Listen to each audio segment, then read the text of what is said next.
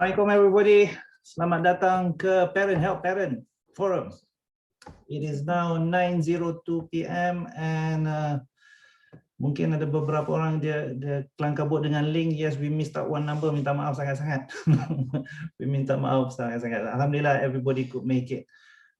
So to make sure that kami ni tak bercakap seorang, sila letak dekat chat box tu, ya, kalau anda dengar kami jelas. Just say yes ke ya ke, we know that you're still alive.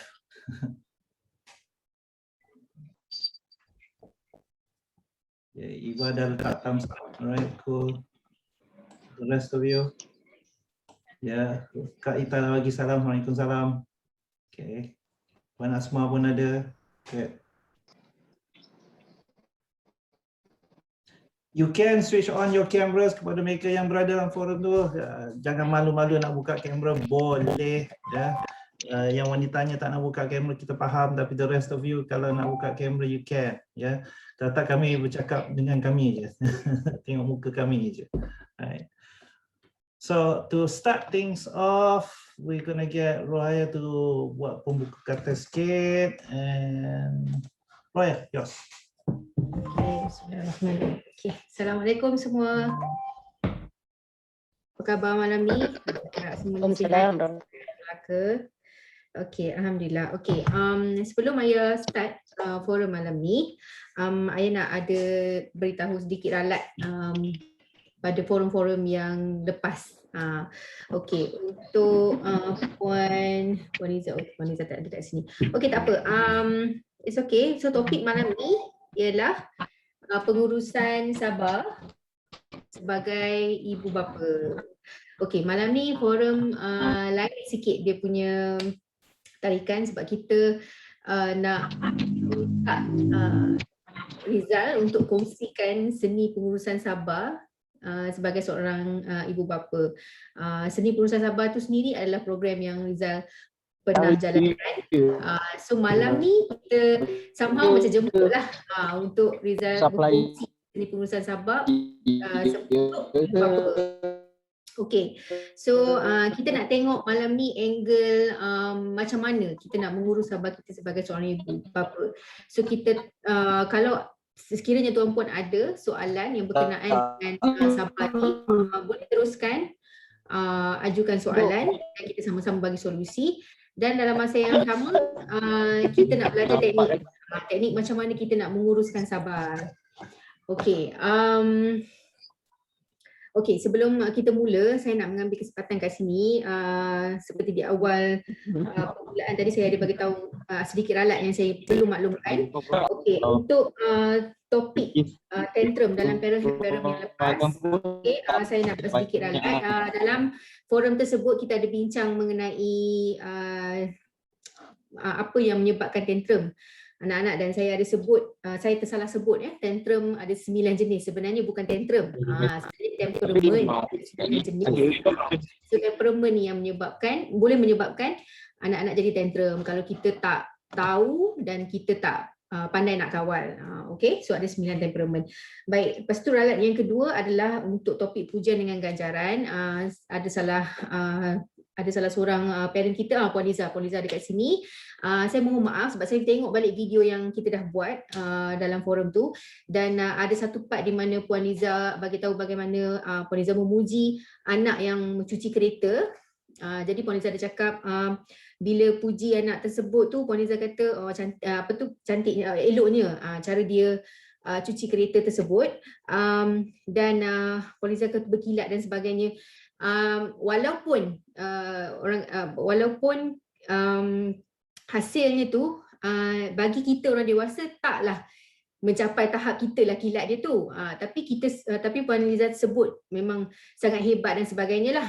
Jadi saya nak maklumkan kat sini, bila memuji anak, lebih baik jika kita describe benda yang kita nampak, walaupun setakat mana yang budak tu buat lah. Walaupun kita tak nak macam, walaupun budak tu dibuat ada comot-comot sikit, tapi kita still kata oh sangat bersih, sangat cantik, sangat berkilat dan sebagainya. Jadi kita nak kata okey, adik dah buat yang terbaik. Nak tak ibu tunjukkan cara untuk lebih kilatkan lagi, lebih bersihkan lagi. Jadi kita tunjukkan dia cara. Kita tak nak memberitahu satu benda yang sebenarnya tidak betul. Maksudnya contohnya dia buat tu ada kotoran lagi dan benda tu jelas orang lain pun boleh nampak, dia pun nampak, tapi sebabkan kita dah puji hebat dan sebagainya, jadi dia rasa benda tu dah betul yang dia buat tu betul. Jadi kita nak kita nak mengajar dia untuk buat lebih lagi. Jadi kita bagi tahu sebenarnya okey, adik dah buat yang terbaik, ini cara untuk lebih baikkan lagi benda tu.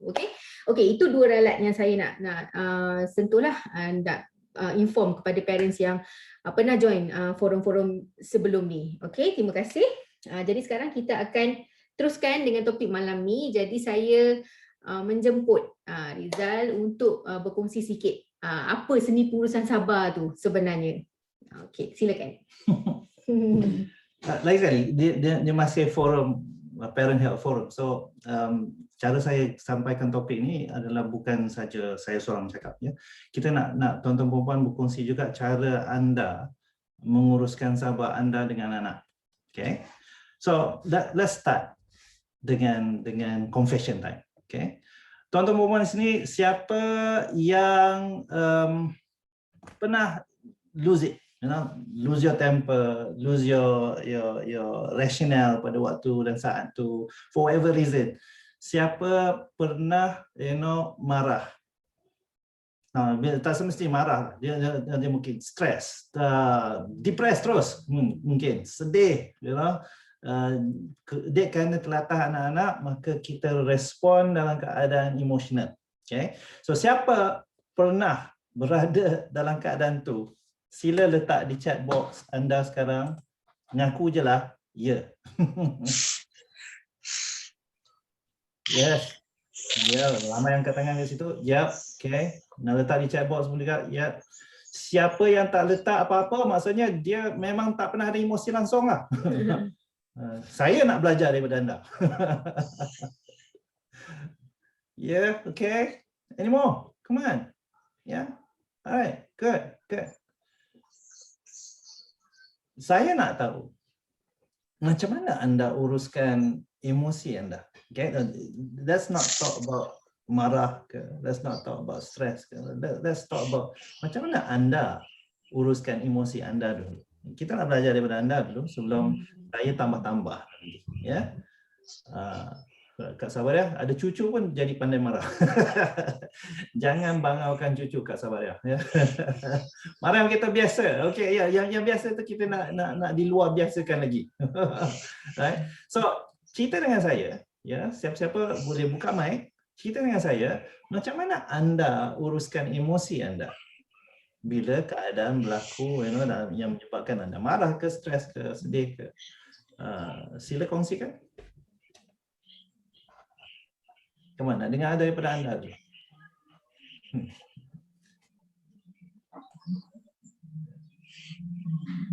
Come on, tuan-tuan, macam mana anda uruskan emosi anda? Okeylah, sebab I tadi kena bangau kan. Come on, Kak Sabaria, how do you manage your Sabarnya lah emosi? yang kena jawab. Okay. Normally, selalunya orang cakap I very sabar, I very patient. Okay. Well known lah, sabar, Ria. So very sabar, people cakap. My mother even say I sabar.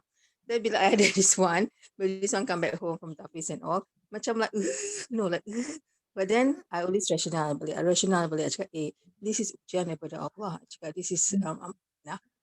I mean, Allah dah bagikan cucu ni walaupun tiri kan, Tumi jaga. So sometimes when dia buat benda, I cakap, Allah menguji kesabaran saya.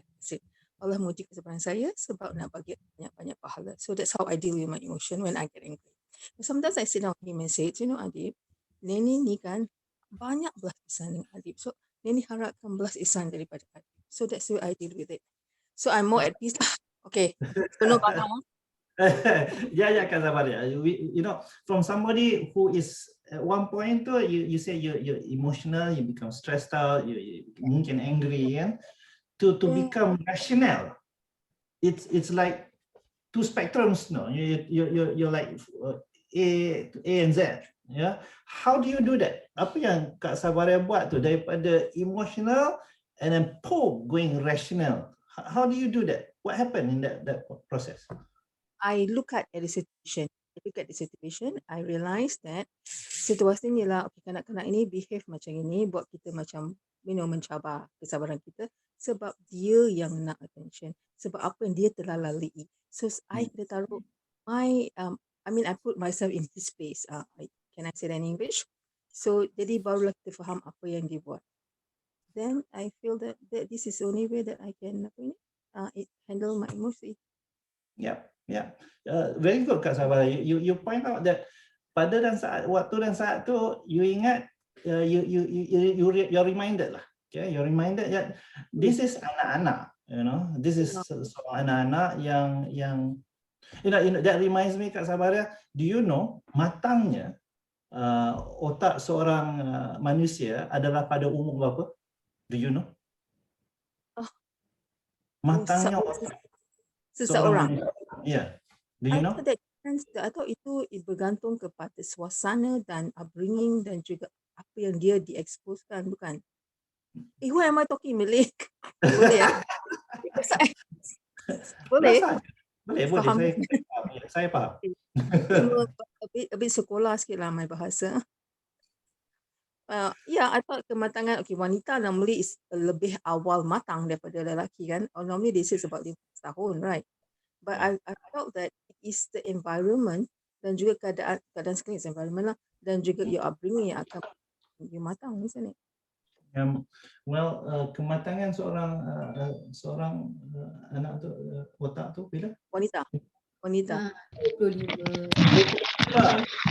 25 years old. For girl, for women. Betul kan kalau salah? Matang otak manusia adalah pada umur 25 tahun. Ada juga yang doktor cakap yang ada yang matang awal.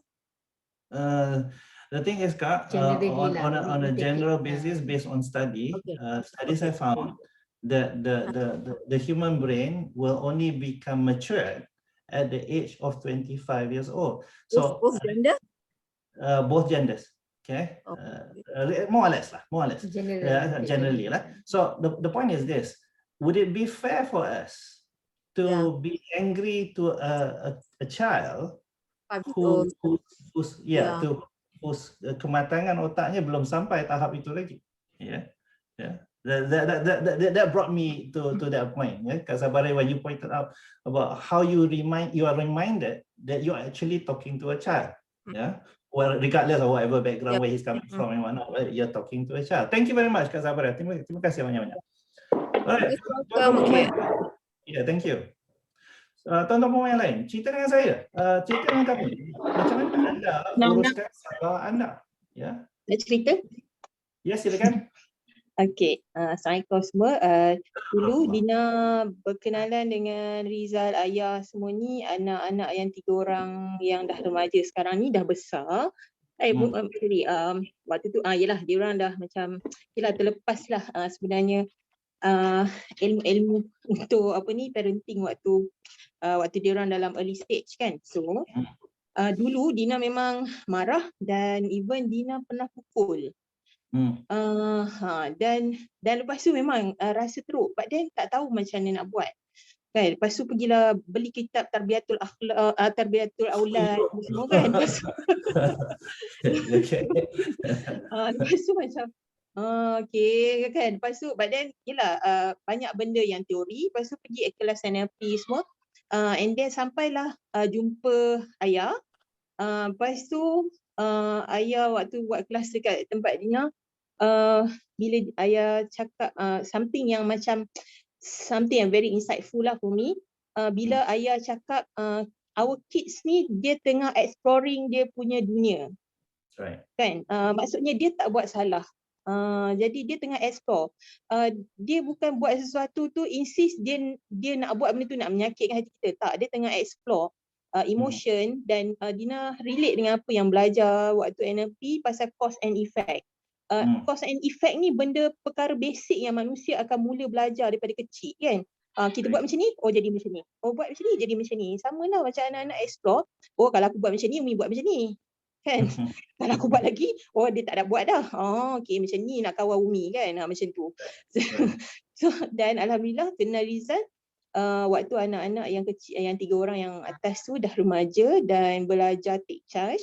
So bila kita dah sampai dengan anak remaja ni, tak lagi dah kita nak boleh kompromi pasal cause and effect. Kan? Right. Jadi waktu ni dah cerita pasal macam mana kau nak bertanggungjawab dengan pilihan kau. Kan? So tu Dina, jadi Dina banyak calm myself dengan ilmu yang ayah dengan Riza bagilah. Alhamdulillah. Thank you. That point Dina, saja nak bersembang lebih sikit lagi. That point say it is a choice, kan, pilihan kita kan untuk menjadi marah. Maka kesedaran itu bahawasanya ia menjadi satu pilihan. How do you do it ya? Dalam keadaan kita emotional tentang sesuatu perkara tu. Otak kita is very clouded, tak jelas langsung, especially when it's so emotional kan.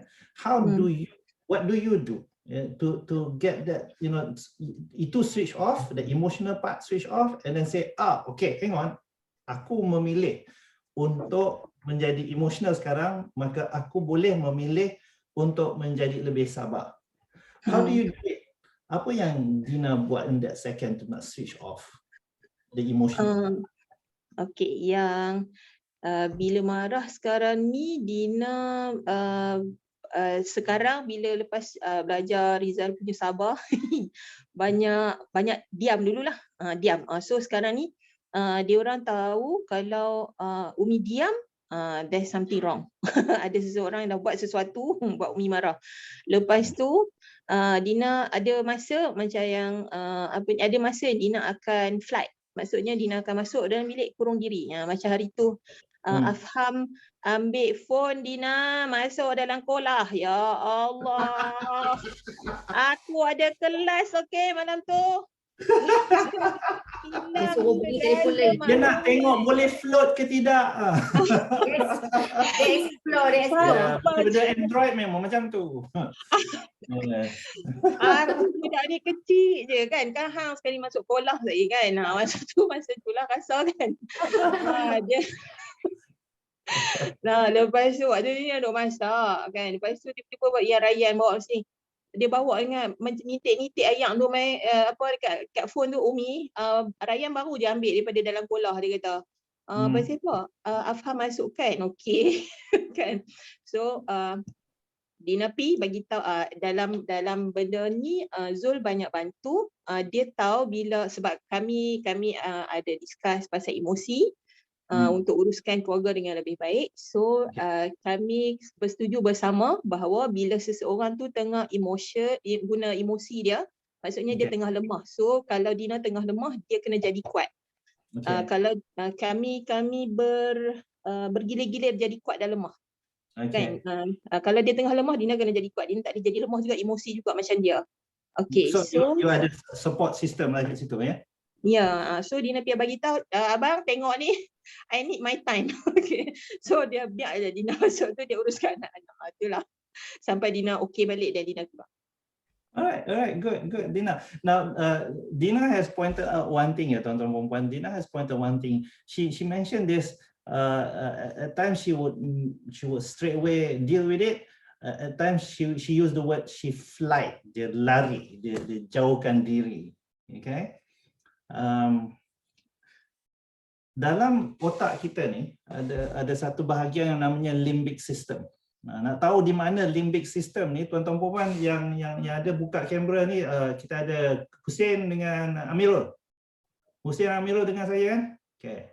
Hussein nak tunjuk kepada kawan-kawan kita, ahli forum kita hari ni, di mana limbic system tu Hussein? Hussein buat macam ni Hussein. Ya. Di mana jari anda tu tengah tunjuk, di situlah limbic system, lokasi limbic system. It's right in the middle there. Yeah. Okay, so if you're pointing to your fingers like this, limbic system is right there. Now, limbic system ni adalah satu bahagian otak yang tidak berfikir, ya. Dia respond to the world without thinking. Dia akan respon kepada dunia, apa yang berlaku di dunia tanpa fikir. Kenapa? Kerana kerja dia adalah menjadi kita punya bodyguard. kita punya security guard. So bayangkanlah security guard, ya, bodyguard kita. Limbic system ni, if something happens in our world which threatens our body, threatens our diri, limbic system tu akan switch on automatically without thinking. Ya. So contohnya, anjing datang menyalak. Datang menyalak. Okay. Dan kita terkejut. Maka limbic system akan kick in straight away, automatically. Dia tak fikir, itu anjing ke kucing? Tak. Dia anjing. You know? And the way they react adalah dengan 3 cara. Cara yang pertama ialah freeze. Dia membeku. Ya. So contohnya anjing tu datang, we stay still. We don't move. In fact, we are sometimes Mak Saleh kata apa? Frozen in fear. Ya. Kenapa? Kerana otak kita daripada dulu katanya bila we are threatened, ya, don't move, so supaya apa yang threaten kita tu kalau dia tak nampak kita, dia akan lalu macam tu. Yeah. So the first reaction the limbic system does is to freeze. The second reaction, kalaulah freeze tu tidak menyebabkan kita ni selamat, maka limbic system akan buat tindakan yang kedua, which is flight. Flight ni maksudnya lari, run away. Dina sebut tadi kan, dia lari ke tandas contohnya. Dia tahu dia nak marah, dia lari ke tandas. Second is flight. Now katakan kita kalau kita ambil contoh anjing tadi yang berkejar kita tadi kan, kita dah lari pun kita dah tak boleh menyelamatkan diri, maka limbic system akan buat tindakan yang ketiga, yakni fight. Dia sepaknya anjing tu contohnya. Boleh? 3 ya, 3 tindakan. Limbic system akan buat 3 tindakan. Freeze, flight, fight.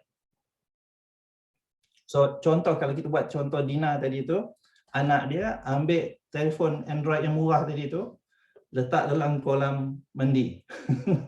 Kolam air. First reaction, Dina. First reaction, freeze. Second reaction, flight. Keluar apa ni? Lari daripada keadaan tu kerana dia tahu dia mungkin menjerit. Untuk menenangkan diri. Balik-balik tengok masih benda ada masalah lagi, telefon dah tenggelam kat bawah, maka dia fight. Fight ni macam dia bersuara. Dia react, dia respond, dia marah, dia cubitnya anak tu. Contoh. Ya. So dalam kita penyelesaian masalah, bila nak menguruskan sabar kita tu, the first thing that you want to do, kita ambil akronim sabar tu ya. Sabar dalam bahasa Arab sabrun, sabara. Ya, kalau kita rumikan sabara tu kita dapat apa? Rumikan. Sabaru rumikan. S-A-B-R. Rumikan. So we're going to use the acronym SABR to learn how to uruskan emosi kita. Yeah. So the S is shut up. Ya, tuan-tuan dan puan nak tulis boleh tulis sekarang ni. Okay. S is shut up. Dina buat benda tu tadi. Shut up, diam. Because that's what the limbic system is actually doing it. Freeze. So dalam freeze tu, diam. Now, Hussein, tutup mulut senang kan? Hussein? Ya, tutup mulut senang. Mulut tutup, kepala masih mencarut lagi, tak guna. Betul? So, we need to diam mulut dan diam suara-suara dalam kepala. Now, before I carry on, how many of you can tell me how do you keep all those voices? We have these voices in our head. Ya, nak really terangkan voices in our head ni. Tengok cerita Inside Out, ya, this animation. Inside Out, nak fahamkan the voices in your head. Yeah? So we won't go into that. Tetapi these voices in our head ni akan selalu bercakap, bergaduh, kadang-kadang bermesyuarat. Itu yang buat pening kepala tu kan. So how do you shut up the voices in your head? Macam mana diamkan suara-suara dalam kepala? Let's dengar reaksi tuan-tuan perempuan. How do you shut up the voices in your head? Tutup mulut senang.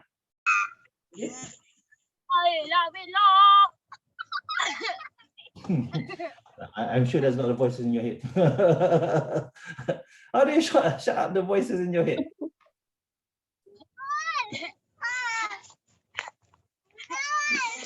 Roslina, how do you shut up the voices in your head? Hello. Yeah. Berapa dah dengar sebab saya dekat dalam kereta ni sebenarnya tuan. Tak apa. Boleh jawab soalan saya. Macam mana nak tutup suara-suara dalam kepala? Nak tutup suara anak-anak senang. Tutup mulut dia senang. Nak tutup suara dalam kepala kita ni. How do you do it? Tuan-tuan perempuan yang lain, come on. Give me a response dulu sebelum saya cerita cara saya.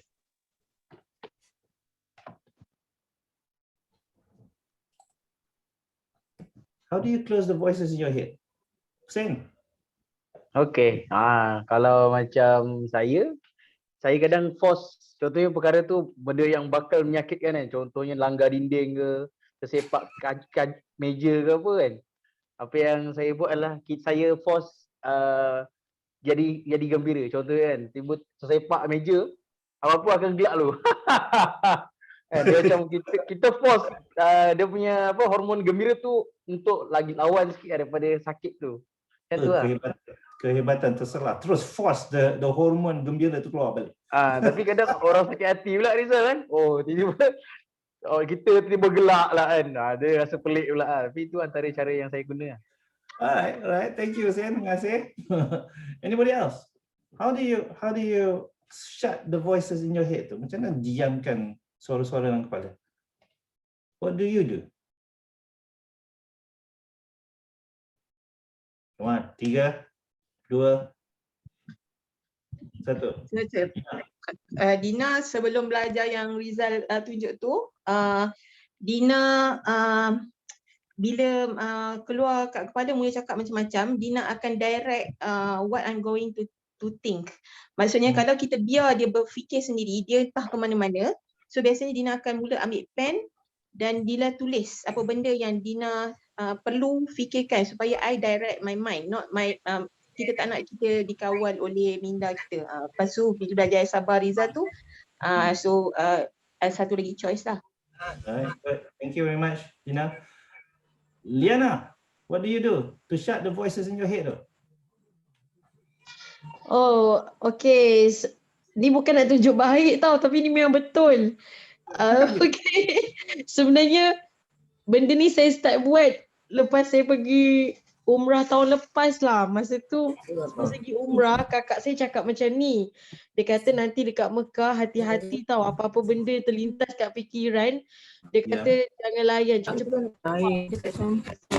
Pada saya dekat Mekah, saya dah terbiasa apa-apa terlintas istighfar, apa-apa terfikir istighfar tau. Jadi start from that, bila saya balik ke sini pun, bila apa-apa je terlintas, saya akan memang dah terbiasa dah cepat potong dengan istighfar tu. Kadang-kadang kita tengok orang kan macam kita mudah macam ada apa-apa terlahan ke apa kan, cepat-cepat istighfar. Kalau macam kepala kita ni nak berfikir apa-apa benda yang kita cepat istighfar, walaupun tak semesti benda tu kita fikir benda tak elok pun, tapi maksudnya macam kadang otak ni kan ada je berkisar ke apa-apa kan. Banyak cerita dia. Automatik. Macam mana? Banyak ceritanya otak tu, betul. Banyak cerita dia non-stop, tapi saya dah jadi terbiasa tu. Punca dia memang selepas saya pergi Mekah tu. Sebabnya kakak saya pesan, dia cakap kat Mekah jangan terfikir sembarang, dia tu biasakan terfikir je istighfar, terfikir istighfar. Jadi itulah sebabnya. Itu je. Very good. Terima kasih Liana. Itulah cara saya juga. Antara cara paling cepat nak diamkan suara-suara dalam kepala tu ialah meletakkan suatu suara yang bercakap apa yang kita nak cakap. Contohnya orang yang rajin buat meditasi, contohnya orang-orang India dia suka buat meditasi, mereka akan sebut contohnya mereka akan sebut inner peace atau mereka akan ulang yang akan menyebabkan semua suara-suara dalam kepala itu hilang. Kita orang Islam, kita sebut Allah contohnya. Atau macam Liana sebut tadi, zikir. Ya, Allah, Allah, Allah, Allah, Allah. Lama kelamaan semua suara-suara dalam kepala itu hilang. So, S yang pertama dalam akronim SABR, S, shut up, tutup mulut, tutup suara-suara dalam kepala. Soalan di sekarang ialah, nak diam ni sampai bila? Nak diam sampai bila? Puan Liza boleh respon tak? Nak diam sampai bila agak-agaknya? Sampai dah cool down lah. Sebab masa dah marah tu mesti panas kan. Setuju. Memang panas. Tunggu Setuju, dah cool setuju. down sikit. Dah cool down sikit, dah boleh fikir cara waras. Very good, very good. Thank you Puan Liana. Puan Liza, sorry. Alright, okay, welcome. Thank you. My way is kita diam sehingga kita boleh cakap benda baik tentang apa yang sedang berlaku. Mak nak tidur. Kita diam sehingga kita boleh cakap benda yang baik tentang apa yang sedang berlaku. Ya, Rasulullah kan Hussein tolong ingatkan kita, Rasulullah kita apa? Kalau tak boleh cakap benda yang baik, buat apa Hussein? Diam. Maka kita diam sehingga kita boleh cakap baik tentang apa yang sedang berlaku. S. Right? Akronim tadi SABR, sekarang kita A. A ialah acknowledge the situation. Ya. Nah, acknowledge ni kalau nak kita tukarkan bahasanya ialah aware atau sedar dalam bahasa Melayu. Ya, acknowledge the situation. Tuan-tuan dan puan, pernah tak berada dalam satu keadaan di mana bila tuan-tuan dan puan emosional sangat-sangat, marah sangat-sangat, stres sangat-sangat, tuan-tuan dan puan tak sedar apa yang tuan-tuan dan puan buat? Siapa pernah berada dalam keadaan itu? How many of you have been in that situation before? Di mana anda berada dalam keadaan marah sangat-sangat, dicubitnya anak tu ekstra sangat. So bila dah sedar kemudian kita minta maaf ya anak, saya mama tadi cubit terlalu kuat. Kerana pada waktu cubit tu kita terlalu emosional, kita tak sedar apa yang kita buat. Have you ever been in that situation before? Sekiranya ya, tunjuk. Cakap. Ya. Ada.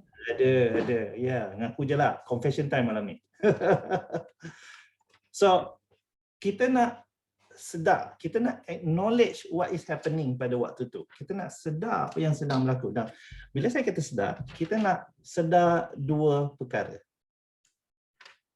Perkara pertama yang kita nak sedar ialah kita yang buat pilihan beberapa saat yang lepas atau bertahun-tahun yang lepas yang membawa kita kepada keadaan itu.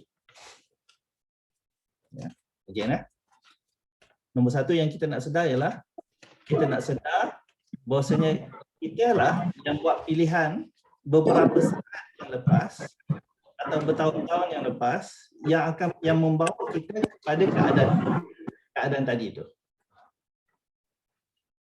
Sedar yang tu. So kalau kita ambil contoh Dina tadi kan, anak dia masukkan handphone ke dalam air. Dina yang letak handphone dia situ. Yang membawa anak dia ambil handphone tu. Apa anak dia nak buat itu lain cerita. Tapi Dina yang letak handphone dia dekat situ.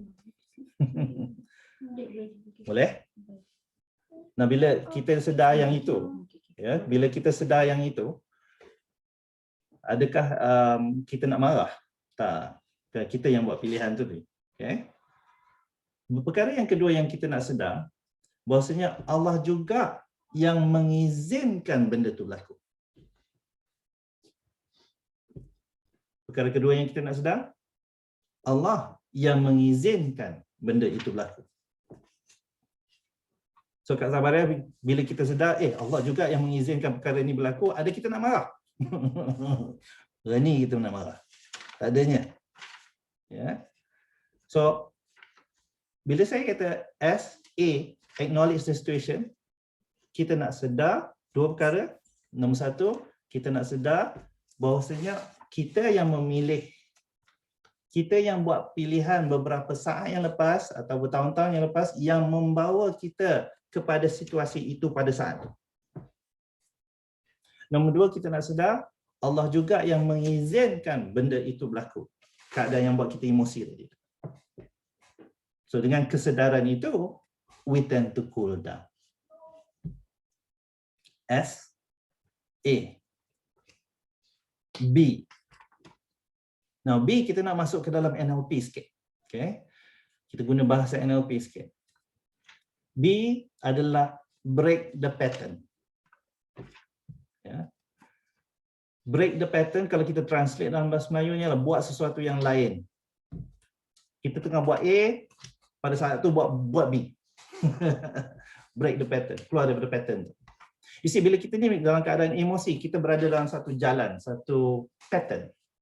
Kita nak kena keluar daripada pattern tu. So bila kita dah sedar, kita nak keluar daripada pattern tu. Right? Keluar daripada pattern adalah satu benda yang kita selalu buat. Roya, bila you marah, you buat apa? Dulu-dulu. Dulu-dulu. Dulu-dulu. Jangan ambil yang dekat kan. Dulu-dulu buat apa? Kalau you marah, you buat apa? Dulu-dulu. Diam. Diam. Okay. So marah, asyik mencarut je, terus diam. Break the pattern itu. Okay. Kak Ita? Dulu-dulu dulu-dulu. Bila marah, emosi, Kak Ita buat apa? Keluarkan marah. Keluarkan marah. Itu keluarkan marah tu belum break the pattern tu. Itu masih dalam pattern tu. Apa yang Kak Ita buat lain daripada marah? Waktu marah, tapi buat benda yang lain. Oh, just go away from the situation. Just Go away from the situation. Yeah. Yes, walk away from the situation. Boleh? Thank you, Kak Ita. Hussein, apa cara you break the pattern? Tu dia. Tak terfikir pula, duduk kot.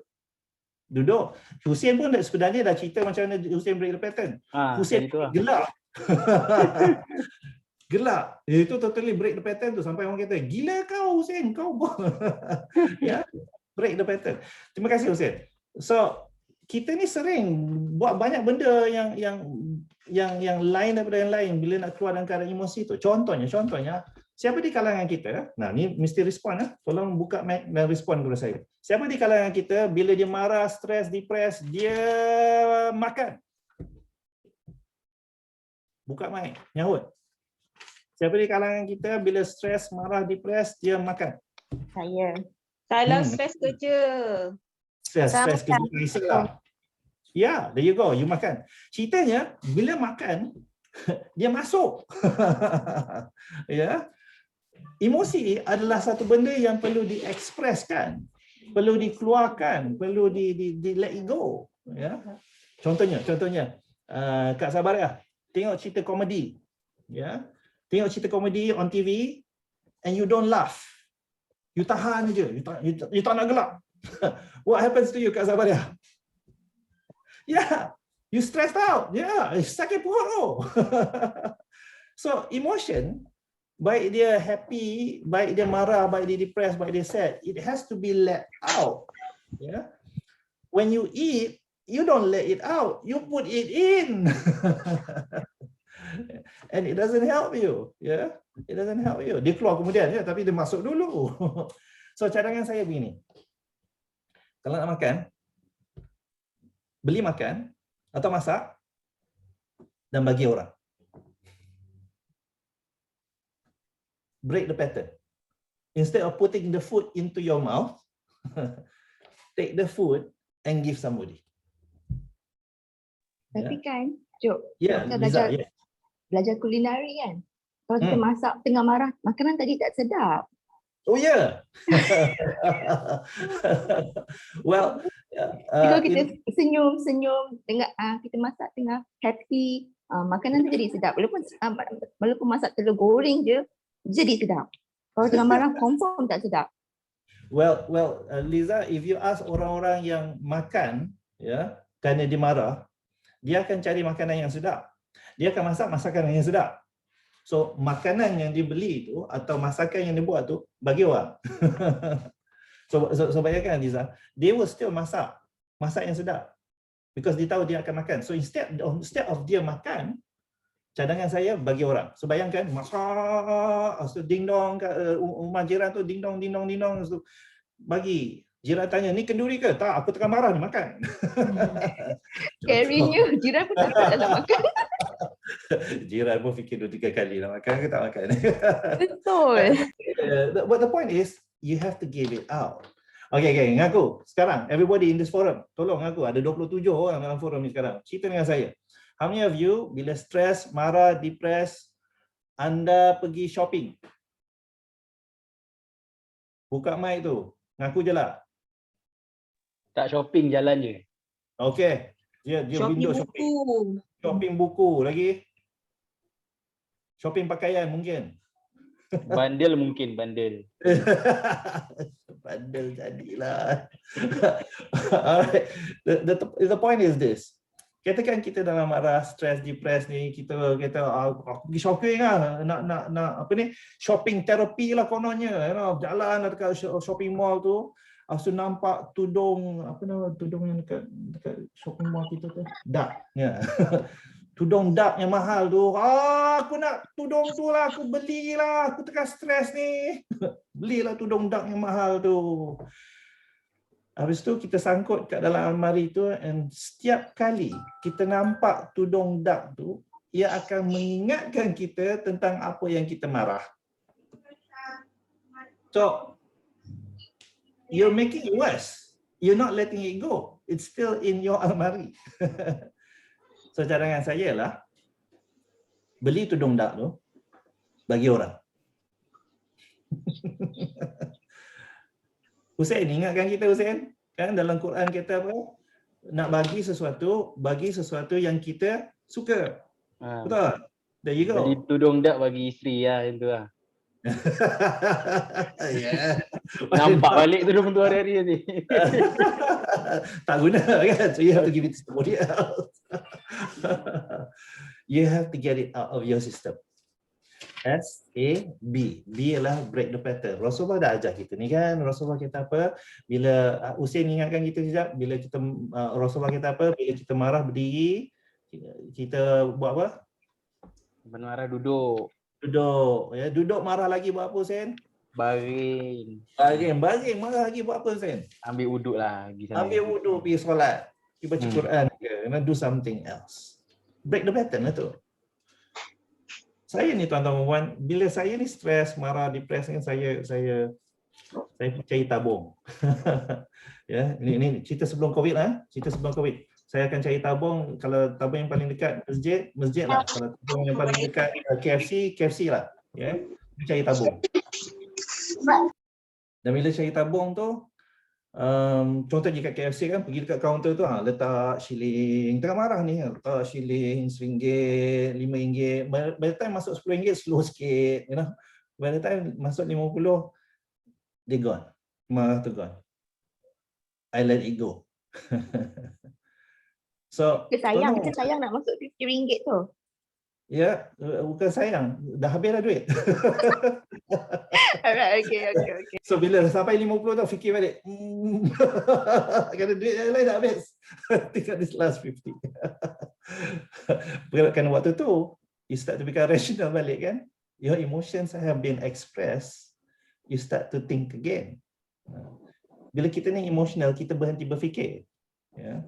So when the emotional has been expressed, dah hilang, dah keluar, yeah, you start to, the clouds in your mind to start to clear off.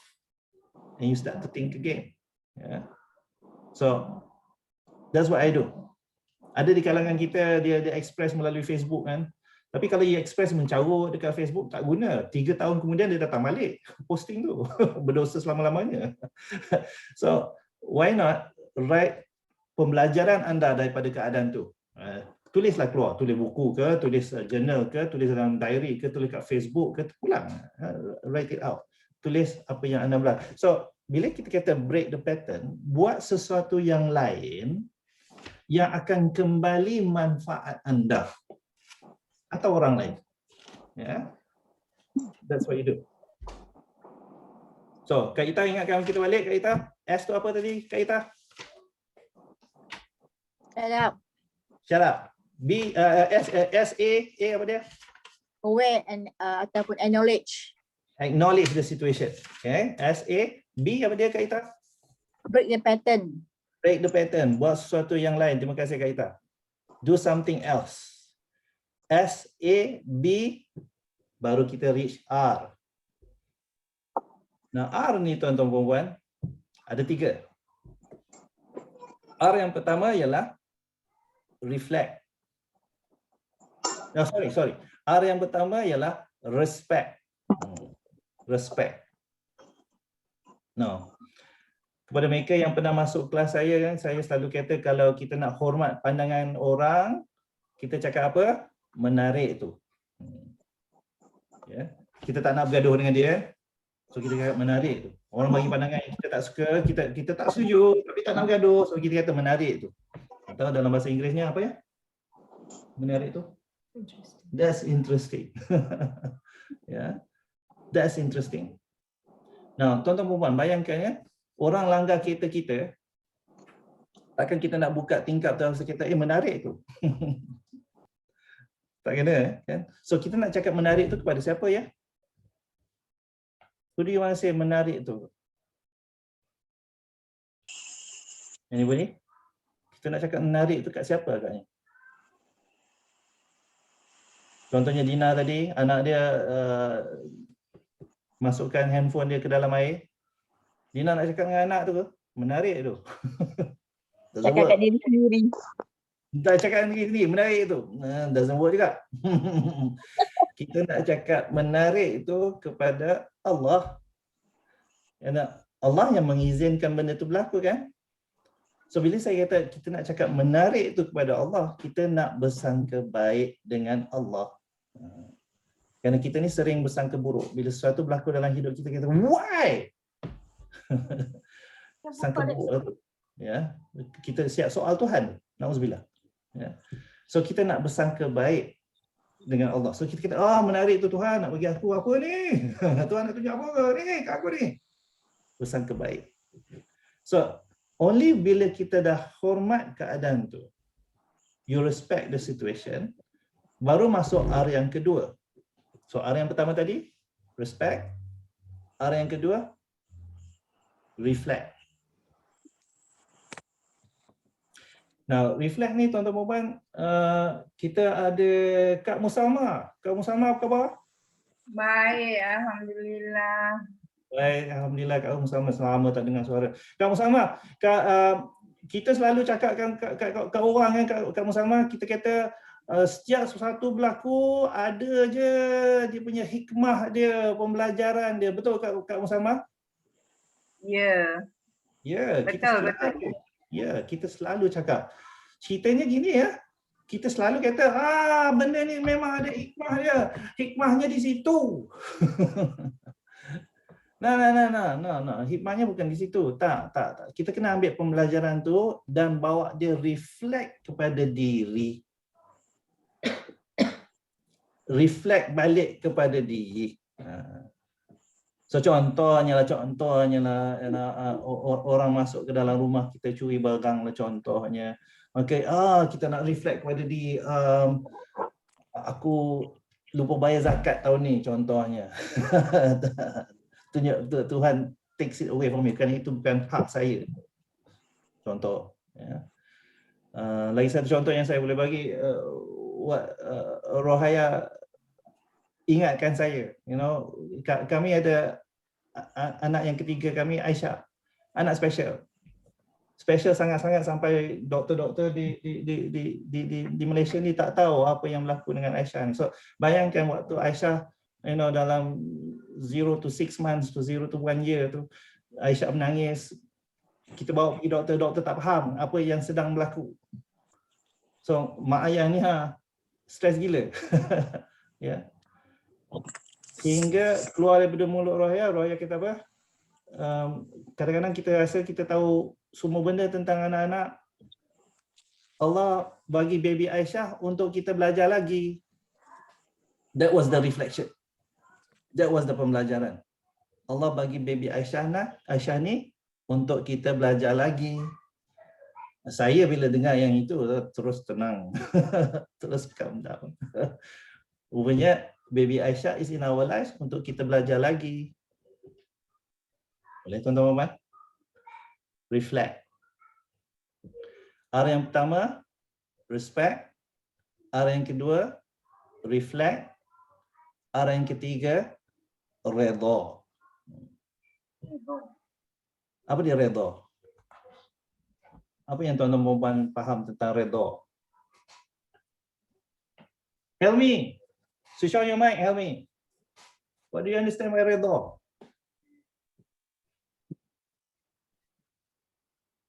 No, Helmi. Terima seadanya. Terima seadanya. Very good. Thank you, Helmi. Redha ialah you take it as it is, terima seadanya seperti mana Helmi cakap, dan jangan soal lagi dah. Ada orang dia kata aku redha. Esok lusa cakap lagi tentang esok lusa masih cakap lagi tentang benda tu. Itu belum redha lagi tu. Itu namanya pasrah. Ya, redha ialah you take it as it is, no question. Don't question anymore. No more complaint. Just take it as it and move on. Nah, Saleh suka cakap apa? Forgive and forget. Ya. Saya tak percaya tentang forgive and forget. You learn and let go. You cannot forget. Ya, apa saja yang berlaku dalam hidup kita adalah pembelajaran untuk kita ingat supaya kita tak buat benda tu lagi. So you cannot forget. So instead of forgive and forget, you learn and let go. Belajar dan lepaskan. Let it go. Ya, Hussein tolong jangan nyanyi lagu Let It Go tu. Just let it go. Ya. Siapa di kalangan kita kadang-kadang kita dapati permasalahan yang datang tu berkali-kali, over and over again. How many of you have had reoccurring punya problems over and over again? Ya, ada? Ada. Ya. Tahu kenapa, Roslina? Kenapa masalah tu datang over and over again? Saya realise one thing, bila saya masih tak dapat terima keadaan tu. There you go. There you go. Very good. Very good point. Very good response. Ya. So Allah bagi ujian tu lagi sekali dan lagi dan lagi. Kerana Allah kata ada banyak benda yang perlu belajar. Anda belum belajar. Anda belum habis belajar lagi. Betul, yes, betul. Ya, betul, betul Rasulullah. Kadang-kadang kita ni bila pembelajaran tu datang, dia datang dalam keadaan yang lempang muka. Ya. And it hurts. The truth hurts, Mak Saleh kata. It hurts. Ya. Dan because of that, Allah give it again. Because we don't want to accept, kita tak menerimanya. Ya. Maka pembelajaran tu akan datang lagi dan lagi dan lagi. So apa yang berlaku ni is bukan punishment. Apa yang berlaku tu ialah reminders. Tuan-tuan nak kena bezakan ya antara reminder, peringatan dengan punishment, hukuman. Ya. Allah Ar-Rahman Ar-Rahim. Ya. Maka apa yang berlaku ialah untuk kita ingat balik supaya hubungan kita dengan Tuhan tu reconnected balik. Ya, barulah bila sesuatu ujian tu jadi, ya, macam tadi Dina punya handphone tu masuk dalam air, Dina punya first response ialah Allah, ingat Tuhan. There you go. Ya. So these are reminders. Boleh tuan-tuan dan puan? S A B R. Redha, accept it as it is. Baik. Tuan-tuan dan puan, give me a situation yang tuan-tuan dan puan lalui dalam hidup. Dan anda uruskan emosi anda. Kita nak tengok adakah SABR ni relevan tak kepada cara anda uruskan emosi. Because sebenarnya tuan-tuan dan puan dah buat dah. Saja mungkin dulu tak berstruktur, tak nampak struktur dia. So tuan-tuan dan puan kongsi dengan kami sekarang. Pernah tak anda menguruskan satu keadaan, ceritakan cara anda uruskan keadaan tersebut, emosi anda termasuk, Dan kita tengok adakah relevan dalam struktur SABR ni tadi. Siapa-siapa nak kongsi? Come on.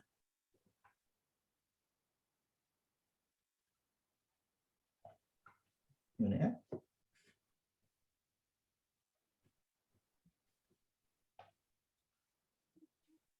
Oh, senyap je. Come on. Ibu nak share. Silakan. Kakak ya. Ni 3 bulan lepas lah ya. Kalau nangis kan accept lah ya, nangis sama-sama. Abah Kak sakit. Ya, sakit. Dia dah 82 tahun. Dia jatuh. Lepas tu dia jatuh. Lepas tu dia dah condition dia dah ubah sikit, dia dah sengit kan.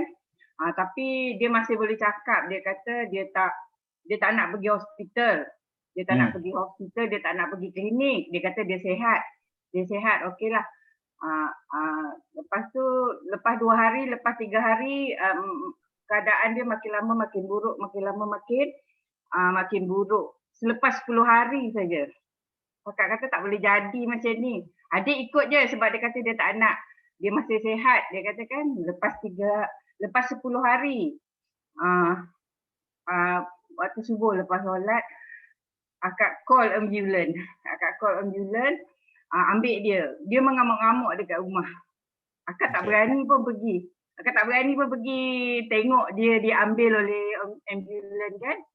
Sebab tu kalau tengok dalam Facebook akak cuma ambil gambar buntut ambulans tu saja. Ya, tak tahu masa tu memang drama habis, air mata memang berlinang. Kak Muzamah, sebelum terjadinya mengalir air mata Kak Muzamah ni, kita nak tanya waktu tu itu ya, arwah dimasukkan ke dalam ambulans tu ya. Macam mana Kak Muzamah menguruskan diri? Apa yang Kak Muzamah buat? Tak pergi kat rumah mak. Akak cuma ada seorang pemberita je yang mengantarkan gambar-gambar. So di situ kalau kita belajar yang SABR tadi tu, itu yang S tadi tu, shut up tu. Ya. Ingat bila kita punya limbic system tu, bila kita rasa di threaten, kita rasa dalam keadaan terlalu emosi, maka limbic system kita ni akan membuatkan kita buat 3 perkara. Nombor 1 freeze, nombor 2 flight. Bila Kak Muzamah tak pergi tu, itu satu cara Kak Muzamah freeze tu. Tak nak pergi, tak nak go. Ya. So itu masuk struktur tu. Freeze, diam. Ambil tahu. Ambil tahu maksudnya Kak Muzamah masih ambil tahu kan. Orang ada pemberita tolong bagi tahu apa yang sedang berlaku kan. Tapi freeze. Apa yang Kak Muzamah buat lepas tu?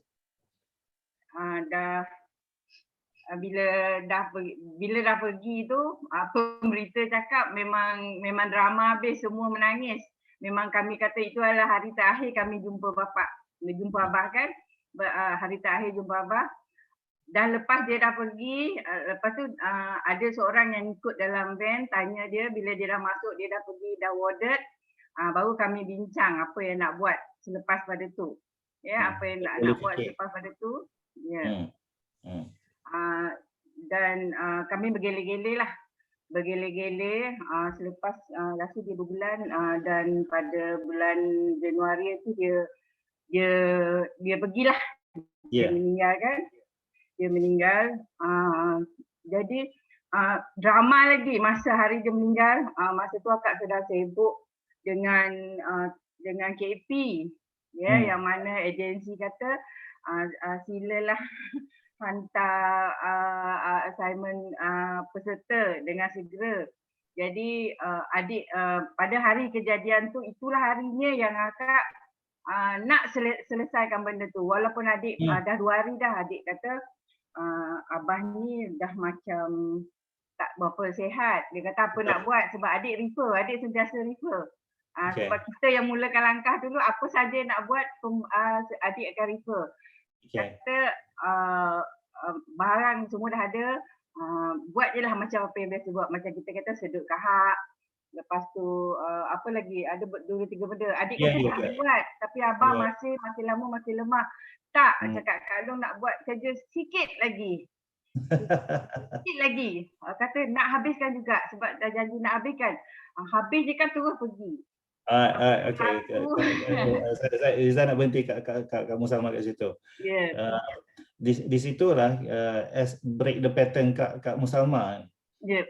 Buat sesuatu yang lain. Ya. Untuk fokuskan Kak Musalma ke benda yang lain. Itu yang Kak Musalma buat pada waktu tu. Ya. Saja nak fast forward Kak Musalma. Minta maaf saya potong cerita Kak Musalma. Saja nak fast forward ya. Hari ini kadang-kadang teringat Abah kan. Maka apa yang Kak Musalma akan buat bila teringat dah? Teringat kita sebagai Islam sedekah ada apa-apa, tapi akak masih ingat situasi. Tapi akak ingat situasi yang akak break the pattern tu. Okay. Kenapa aku tak pergi? Sebab tu aku tak dapat jumpa Abah. Aku tak dapat jumpa Abah. Itu cerita redha tadi tu. Nak cerita redha ni lagi. Apa ni redha masa yang tu ceritanya abang meninggal. Adik dah beritahu. On the spot adik beritahu. Kisahnya di rumah pula berlaku adalah suami akak bila dengar abah dah meninggal, tiba-tiba dia benda yang bertiba-tiba tadi nak cakap dengan Sifu. Abah dah meninggal, tiba-tiba suami sesak nafas. Yang buatkan akak terpaksa duduk di rumah selama 1 jam. 11.45 abah meninggal, 12 lebih baru akak dapat jumpa. Wah, rumah dekat berlari sampai. Ya, so Kak Musalma dah prioritize yang mana nak dahulukan, yang mana kemudian Kak Musalma boleh buat begitu kerana emosi dah express. Ya, Kak Musalma dah ikut step-step tadi tu. Saja bak redha adalah sesuatu benda yang Kak Musalma nak kena praktis lagi. Ya, menerima seandainya tanpa soal, tanpa balik kepada keadaan tu. Nak menangis boleh. Menangis tak menjadi masalah ya. Saja bila menangis tu menangis dengan sabar. Menangis dengan sabar, kita tak meraung. Ya. Marah. Adakah akak tak redha bila sentiasa nangis? Bila ingat abah nangis, bila ingat abah Kak Musalma dah cakap tadi tu kan, bila teringat je Fatihah kita bacakan. Contoh ya. Kita pergi terus sedekah untuk dengan atas nama dia, contoh ya. Nak menangislah, menangis. Ceritanya menangis dengan sabar. Ya, bila kita menangis dengan sabar, kita menangis dalam keadaan kita ingat Tuhan. Kita tak meraung-raung. Ya. Sama dengan marahnya Kak Musalma. Kalau kita marah dengan sabar. Kita tak mencarut. Nak marah. Ya. Saja marah dengan sabar, maka kita tak mencarut begitu. Ya. Terima kasih Kak Musalma. Kita berhenti Kak Musalma kat situ. Alright, so tuan-tuan dan puan, in your managing anak-anak, ya, situasi keluarga macam-macam boleh jadi. How you manage yourself first tu dulu. Kalau diri tu tak selesai, macam mana nak uruskan the household? Kalau diri tu tak selesai, macam mana nak uruskan anak-anak? Ya. So bila kita kata seni pengurusan sabar tadi tu, bila Rohaya perkenalkan topik ni kepada anda malam ni, ialah sebab macam mana kita uruskan diri kita dulu. Dan step-step yang saya berikan tu, walaupun nampak macam banyak step-step dia, ceritanya it doesn't take much time. Sekejap je, once you get into it, sekejap je. Ya. And bila kita dah uruskan diri, barulah kita boleh berfikir apa nak buat. Rohaya akan kongsikan contohnya bila keadaan tense sangat-sangat ya. Macam mana kita keluar daripada keadaan tu, selesaikan diri, bagi 5 minit untuk diri ke, nak bagi 10 minit untuk diri ke, nak bagi sejam untuk diri ke, pulang. Uruskan diri, asal datang balik untuk selesaikan permasalahan tu. Sabar saja tetapi tak uruskan masalah tak boleh ya. Abang, ya saya, silakan. Sorry, can I butt in? Okay. Macam like you say, we sabar for like however long we will take. Lepas tu kalau macam we come back to the situation, tapi at the same time we feel macam that situation was petty anyway. Macam there's no need to bring it up again. So like macam kira dah reda gitu. Macam okay lah, fine, I'm not going to talk about it anymore. Yeah. Yeah. Exactly. Yeah. But fact, at the same time, you can't bring it up again lah kan? It's not about bringing it up again. It's about when you re-look at it, then you start to realize it's not that big actually. Yeah, You know? exactly. Exactly. So because it became big because pada waktu we are so emotional, everything is like so big. It's like it is as if like end of the world kind of thing. It's that big. That's how the mind plays with you when you're so emotional.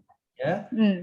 So when you take yourself away from that situation and you give yourself time, again, you decide how long the time. You kata sejam, you kata 5 minutes, you want to say 1 year, you're 1 year lah. You decide because you're the one in control. And then right after that 5 minutes ke 1 hour tu, you come back and you see things as it is really is. Then you notice that big an issue here, tak ia pun. Kalau pun serious, then you know, at least you know what to do. Yeah.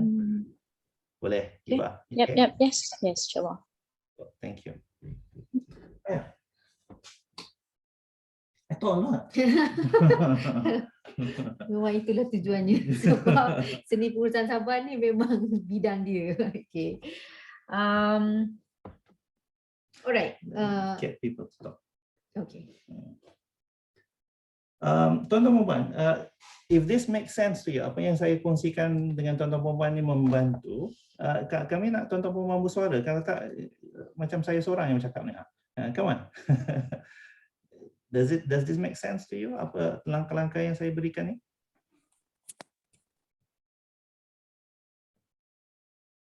Yes, okay. Angguk, beberapa orang angguk, buka kamera angguk. InsyaAllah. Yeah, Helmi, okay, good. Alhamdulillah. Kadang-kadang tak boleh kontrol juga bila kejadian terjadi. Good. It is seperti mana Rohaya cakap dalam kita punya parent help parent yang pertama. Roslina, dia kata we are not perfect parents. Ya, kami berdua ada semua we are not perfect. Ya, we sometimes blow up. We do. Betul. Yeah, we make mistakes. When we make mistakes, kita buat apa, Roslina? Do it again. No, you don't do the mistake again. No. Bukan. Bukan. Try again. Well, do the mistake again. Well, actually, Roslina, bila kita buat salah, we make mistakes, kita minta maaf. Okay? Oh, okay. Okay, soalan dia, Roslina, kita nak minta maaf kat siapa? Dekat siapa yang kita buat salah? Dekat diri kita? Kita nak minta maaf kepada diri kita dulu. We want to be sorry to ourselves first. We want to apologize to ourselves first. Yeah, for the mistakes that we did. We want to be accepting that first.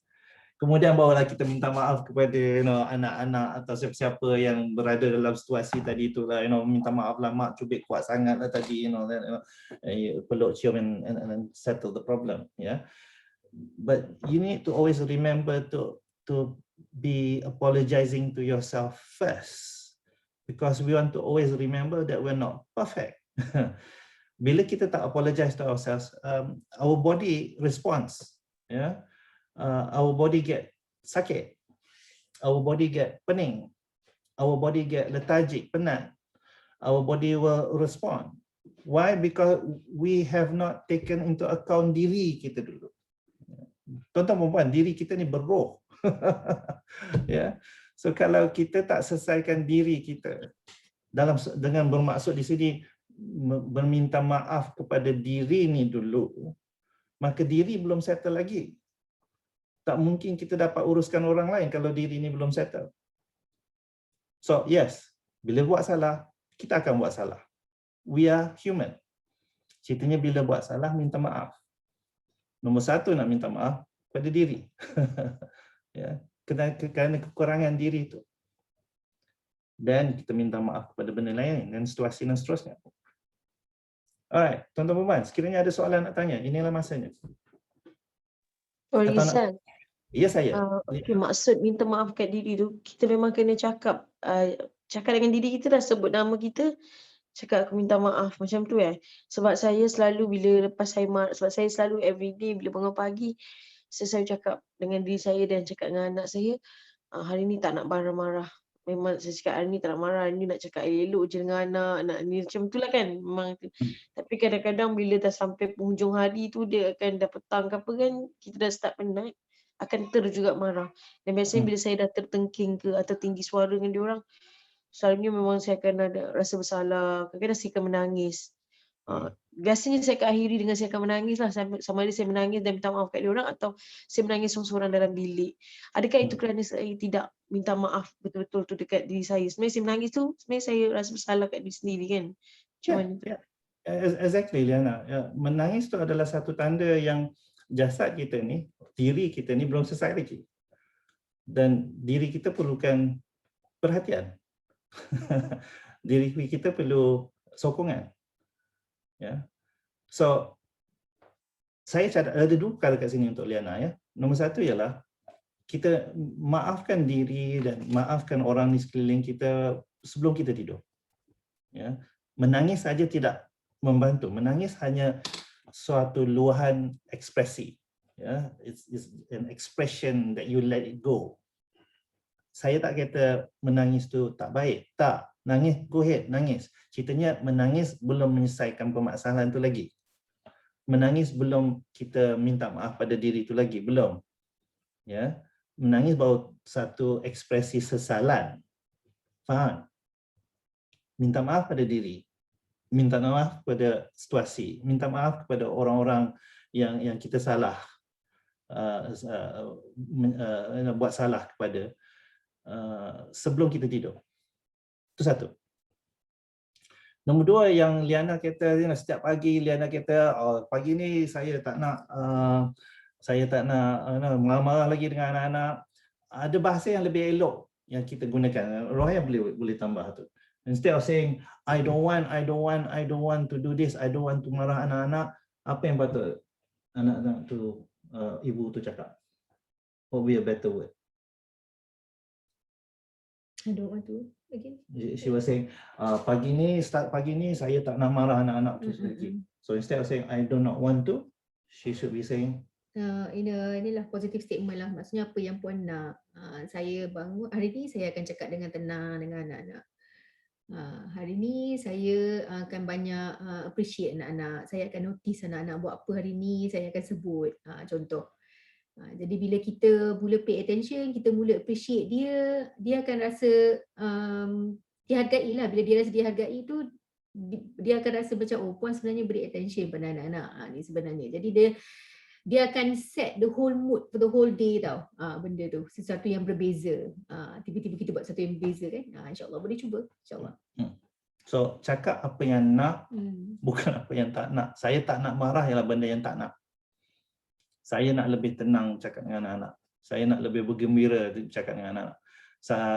Saya akan sekiranya perlu marah dengan anak-anak, saya akan guna bahasa yang lebih beradab, bahasa yang lebih senang mereka faham.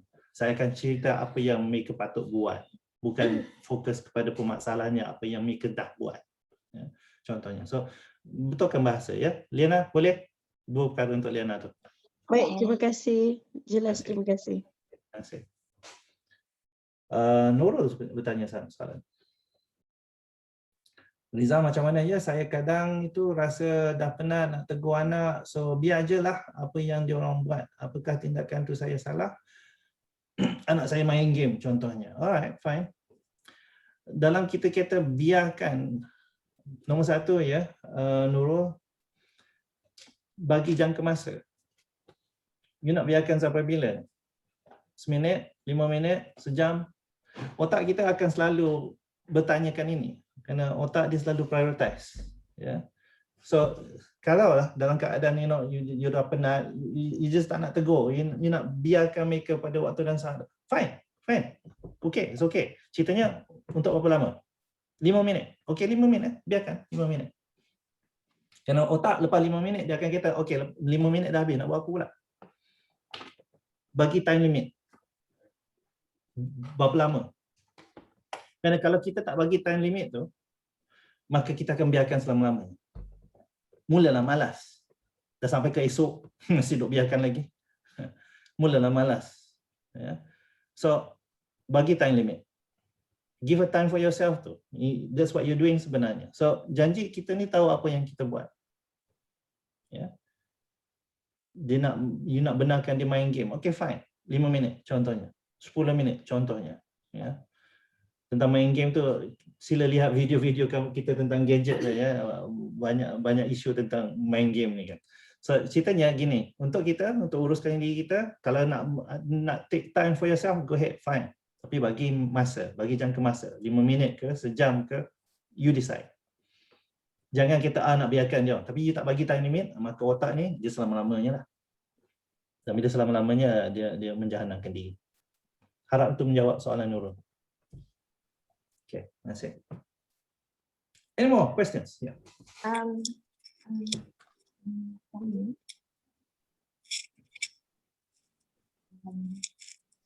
Kalau macam tadi Cik Riza cakap, kalau macam Puan tadi dia buat something dekat anak dia, lepas malam tu dia nangis kan, dia macam rasa menyesal sebab dia buat something dekat anak dia.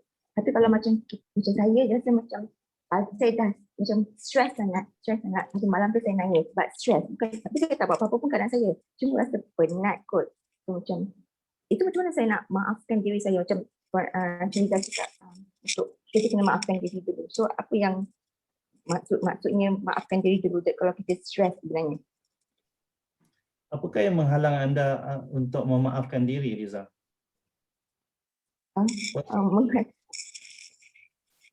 Kerana kalau ada jawapan kepada soalan tersebut, dia bangal lah tu. Alasan. Just say it. Yeah. Sebelum tidur, just say it.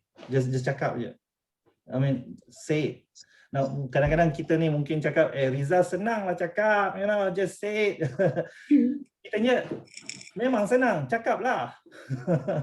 Cakap sampai bila? Sampai kita yakin. Ya. Sampai cakap dia saya maafkan diri sendiri macam tu. Yeah, just say it. I mean, how many times have you done that, Liza? Sebenarnya, kalau fikirkan, bilakah kali terakhir yang Liza cakap macam tu? Tak ada kot, saya maafkan orang lain adalah. Tak ada kan? So do it. Do it.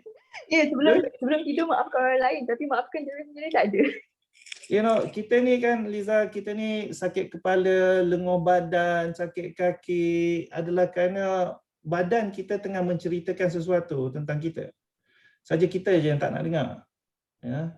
And kita letak ke tepi, kita makan painkiller, hoping that the pain goes away, and then esok lusa datang je balik. Kenapa? Kerana isunya belum selesai lagi. Dan isunya adalah kita. So, yeah. Maafkan diri. Why not? Try tonight. Don't try, buat je. Okay, thank you. Alright. Tak ada try. You either do it or you don't. Alright. Alright, come on, tuan-tuan. Ada, saya kongsi sikit. Boleh? Alright, so go ahead. Rohaya akan kongsikan. Okay, saya bagi sikit tips lah. Apabila sesuatu kejadian yang mencabar kesabaran kita sebagai ibu bapa berlaku, satu benda antara tips-tips yang kita nak ingat dan amalkan ialah nombor satu, sekiranya tuan-puan perlu diam terlebih dahulu. Contohnya macam anak tengah mengamuk ke, ataupun kita sendiri macam tengah marah ke, kita sedar kita tengah marah pada masa tu. Dan kita sedar kita akan mengeluarkan perkataan-perkataan yang mungkin kita akan regret later. Jadi kita diam sekejap. Bila kita diam sekejap dan bila kita nak mula bercakap, pastikan kita menunjukkan dan mengeluarkan tona-tona yang neutral. Maksudnya kita tidak mengikut emosi pada ketika itu. Katakanlah kita memang sedang marah dan anak pun sedang marah, bergaduh ke apa ke. Bila kita bermula bercakap, kita jangan gunakan cara yang biasa. Kita mula membebel, kita mula menjerit, diam dan sebagainya. Kita just neutral saja. Okay, stop. Semua orang berhenti. Guna ayat yang simple dan ringkas dan tak membebel. Maksudnya satu statement saja. Semua diam, berhenti. Contoh, kita bagi arahan pada ketika itu. Lepas tu neutral, cakap tanpa ada emotion atau apa-apa. Maksudnya kita tak tunjukkan kita marah ke, kita tak tunjukkan kita bengang ke apa ke, just neutral saja. Everybody stop sekarang. Everybody stop sekarang, bagi arahan. And then describe situation yang sedang berlaku. Contohnya, okay, bila semua orang tengah marah macam ni, bila semua orang bergaduh macam ni, apa pun tak boleh selesai. Jadi sekarang kita kena diam sekejap. Take the time to breathe, for example. Bagi arahan, tunjukkan cara macam mana nak buat.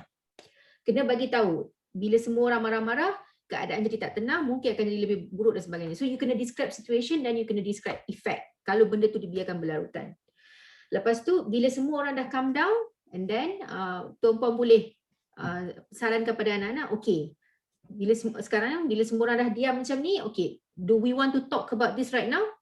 Atau you want to talk about this later? You know, you can just go and calm down yourself, go to the room dan sebagainya. Maksudnya kita leraikan situasi itulah, kita nak leraikan situasi itu. Kalau diorang semua diam, dia kata, okay, we want to talk about it now, then you talk about it at that point of time. Okay, so sekarang what happened? What is happening right now? The situation is like this.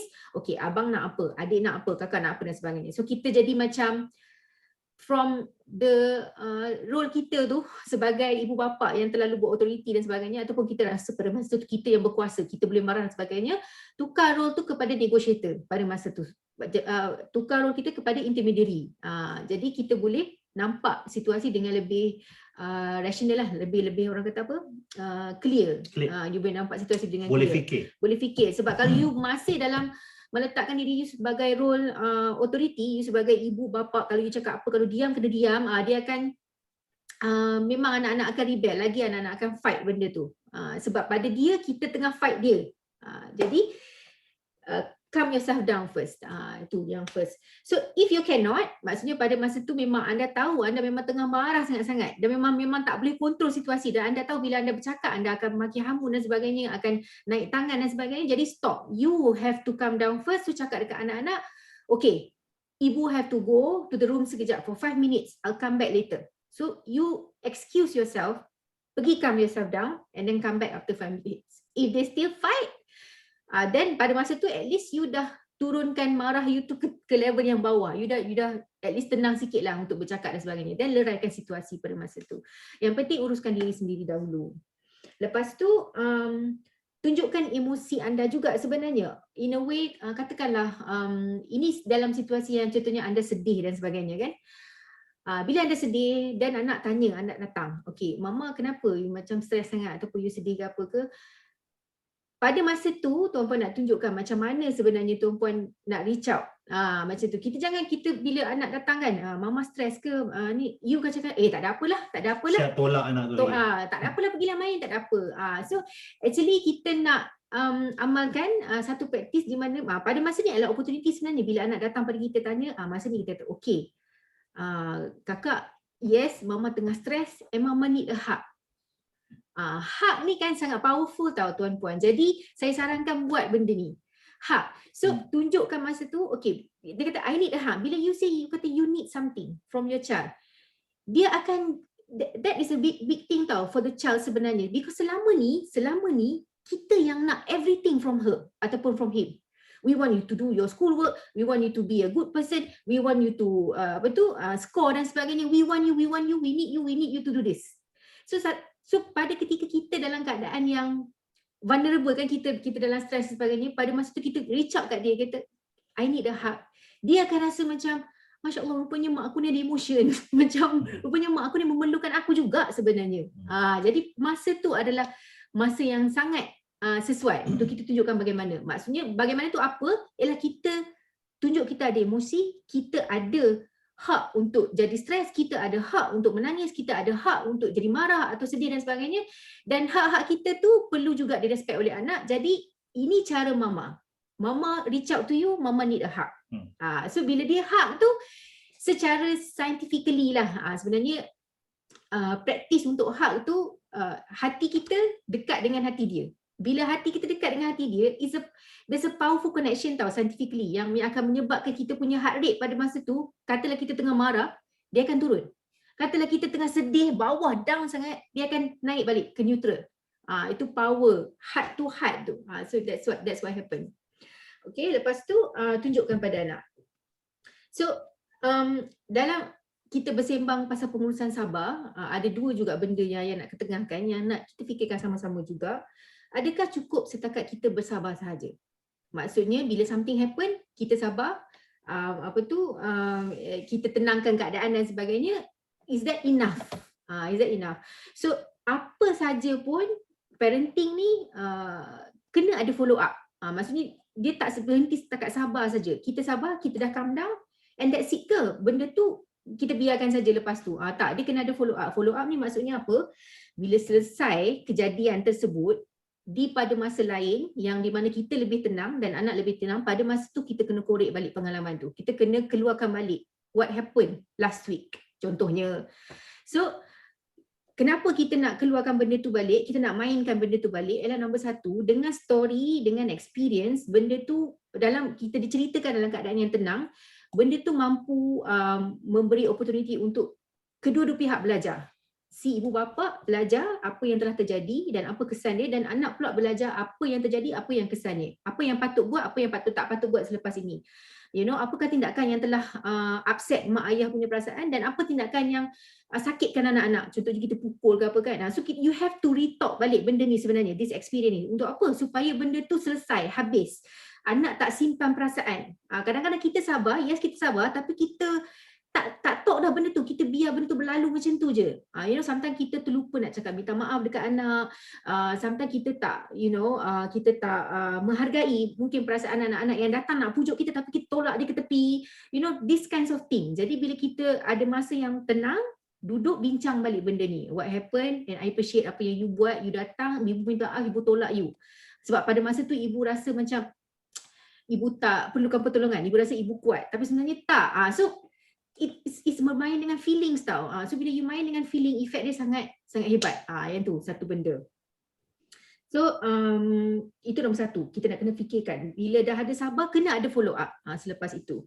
Dan yang kedua ialah anak-anak ni sentiasa model cara kita menguruskan satu-satu situasi, satu challenges, satu-satu ujian. Dia perhati je cara kita buat. Jadi memang orang kata apa, semarah kita macam mana pun, stres kita macam mana pun, ingat, always ingat, anak ni mata dia memerhati. Dia akan model setiap benda yang kita buat. Jadi bila kita uruskan dalam keadaan yang tenang, contohnya, okay, saya marah, ibu marah, so ibu need 5 minit. Pergi sekejap, dia datang balik dalam keadaan you neutral. Jadi dia dah belajar, okay, boleh marah sebenarnya, boleh marah. Tapi bila marah, okay, kalau aku tak boleh kontrol, ibu buat macam mama buat. Pergi sekejap, pergi tenangkan diri ke, menjerit kat pillow ke apa ke, kat bantal kan, and then datang balik. Bila datang balik, mama dia neutral. Oh macam tu. Bila datang balik, mama dia macam tenang aja. So they can talk. So macam di pick up tau cara kita handle benda tu. Okay, so yelah sebab dia matang, pada otak dia usia 25 tahun baru dia boleh matang, dia boleh proses benda tu dengan baik. Jadi kita yang dah lebih 25 ni, so kita sebenarnya kena always remind ourselves, you know, I sebenarnya dah matang daripada dia, I kena tunjukkan cara pada dia. Sebab dia memang menanti, belajar macam mana kita uruskan. Pergaduhan antara suami isteri ke, depan anak ke, you have to do this. Kena ingat benda-benda ni semua.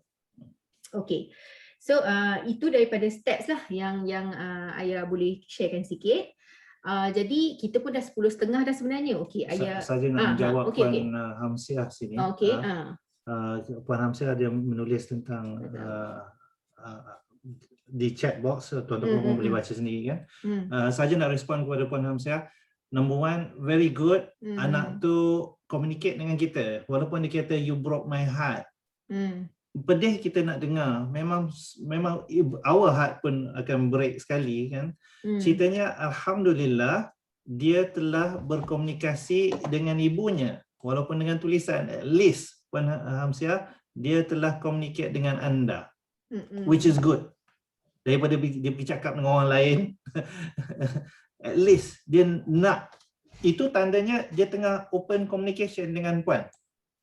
Maka take advantage of that. Dan Puan telah membuktikan, Puan telah menjawab notanya, ya, very good, ya. So jangan bersirah hati, ya. It is open communication tu, ada communication tu is always good, adalah satu benda yang baik daripada anak tu terus diam, shut you off, dan dia pergi cari orang lain. Paling teruk dia tak cari orang lain, dia duduk sendiri dan macam-macam lah. Yeah. So good Puan Hamsiah. Thank you for sharing this example.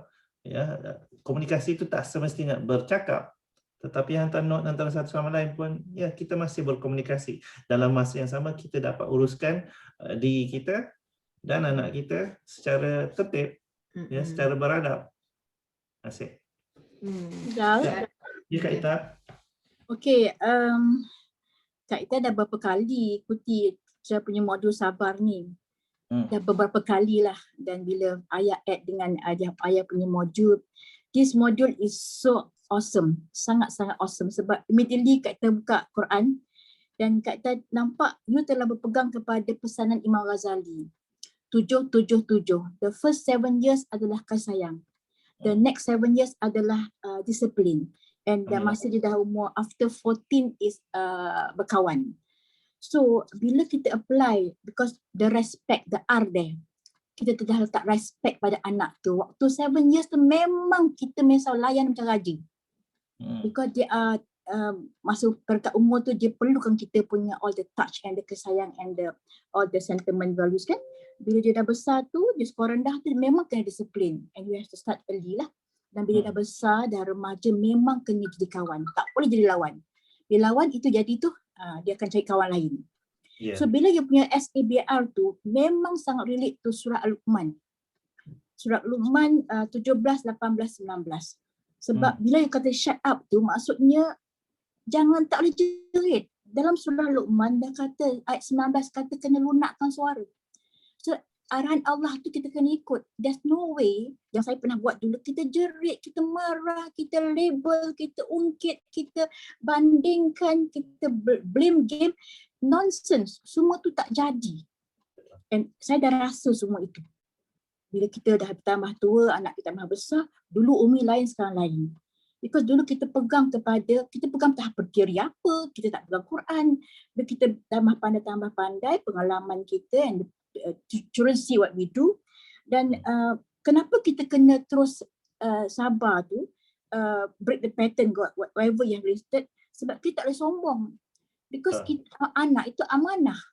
Betul. Kita ni penjaga anak. Kenapa kita kena boycott dia? Kenapa kita kena biarkan dia buat kerja dia, kita dah give up? Tak boleh give up.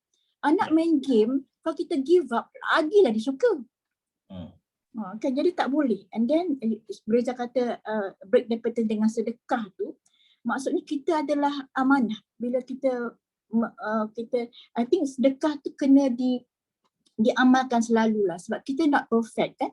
Dan the best thing kat kita rasalah kita kena banyak taubat lah. Seriously, kita mungkin bangun tengah malam, kenapalah anakku macam ni, kenapa aku buat macam ni, tak boleh dia buat gini. Kita got all the worst happening in our family lah.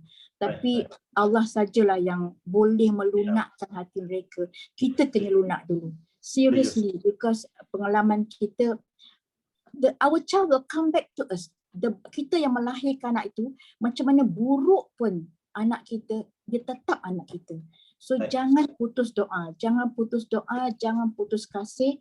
Even dah nak mati sesaat lagi, he will come back dengan doa seorang ibu. InsyaAllah. Terima kasih, Kak. Thank you very InsyaAllah. much. Itu dua benda yang kita nak pegang, pesanan Imam Ghazali dan surah Luqman, particular on 17, 18, 19 tu. Thank you, Kak. Terima kasih banyak. Terima kasih, Kak. Sambung. Okay, sebab kita pun terima kasih Kak Ita. Ayah setuju.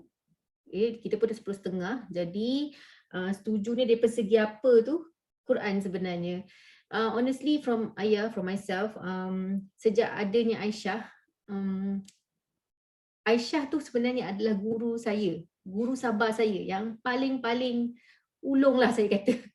So sebenarnya tuan-puan, bila kita duduk dan kita reflect balik, sebenarnya kita bersyukur, alhamdulillah sebenarnya, sebab anak-anak ni sebenarnya adalah guru kita yang paling hebat. Mereka adalah guru yang mengajar macam-macam benda kat kita. Mengajar sabar, mengajar kita bersyukur, mengajar kita redha, mengajar kita macam mana kita nak menguruskan sesuatu benda dengan lebih baik. Jadi mereka lah guru kita sebenarnya. Jadi bila kita appreciate, insya-Allah lah mungkinlah benda tu boleh menenangkan hati kita. Bila next time kita marah kan, kita fikir balik, ni cikgu ni, takkan aku nak marah kat cikgu gitu. Kan? Okay. Jadi sebagai penutup lah ya, sebelum saya pass balik mic dekat Rizal, saya nak share sikit lah. Okay, yang pertama sekali, apa yang dapat membantu kita menambahkan lagi sebenarnya kesabaran ni is always connect to Quran. Sebab saya rasa dalam Quran tu memang, bukan rasa lah, memang ianya dalam Quran tu macam-macam ada cara, dan Quran tu lah sebenarnya yang boleh menenangkan hati kita. Dan banyak, bila saya sendiri sedang melalui ujian saya dengan Aisyah ni, saya banyak patah balik kepada Quran untuk semak balik kat mana yang saya, ayat-ayat yang boleh membantu saya motivasikan diri saya balik untuk bila saya duduk reflect tu, saya akan buka Quran tengok kat mana sebenarnya bila saya diuji apa-apa saja dengan Aisyah ataupun dengan anak-anak yang lain, saya akan buka balik, saya akan tengok okey kat mana ayat, dan alhamdulillah setiap kali buka tu saja mesti Allah nak tunjuk ayat-ayat. Jadi go back to the Quran, connect yourself with the Quran, sebab Quran tu adalah sumber untuk motivasi kita dan sumber untuk reflection kita. Okey, bila kita marah, kita always pulang balik dekat dia. Kita always go back balik dekat dia. Jadi bila kita marah, daripada kita sebut benda-benda yang tak baik, kita istighfar. Kebanyakan daripada kita alhamdulillah semua beristighfar. Dan satu lagi perkataan yang saya baru belajar hari tu dekat IKIM kan, bila kita marah, kita sebut ya subhanallah. Macam tu. Selalu kita tak jarang guna kan, kita selalu guna macam astaghfirullahalazim, tapi astaghfirullahalazim kita tu macam keras je bunyinya kan. Tukar kepada ya subhanallah. Sebab ya subhanallah ni apa-apalah kalau kita istighfar, kalau kita sebut subhanallah pun is about going back to him tau. Kita ingatkan dia, kita ingat pada dia. Sebab memang bila kita diuji, kita dalam keadaan marah dan sebagainya, Allah kata apa dalam surah Ar-Ra'd 13:28, ayat 28, bila kita mengingat ayat itu, orang-orang yang beriman dan hati mereka menjadi tenang tenteram dengan mengingati Allah. Jadi bila kita marah, kita ingat Allah, kita tenang tenteram balik. Ayat ni dah sebut dah. Lepas tu satu benda yang saya reflect lah diri saya sendiri, dalam surah Al-Ankabut kan ayat 2 kan, Allah kata adakah kita, kan Allah tanya kan, adakah kita fikir kita ni orang mukmin ni tidak diuji?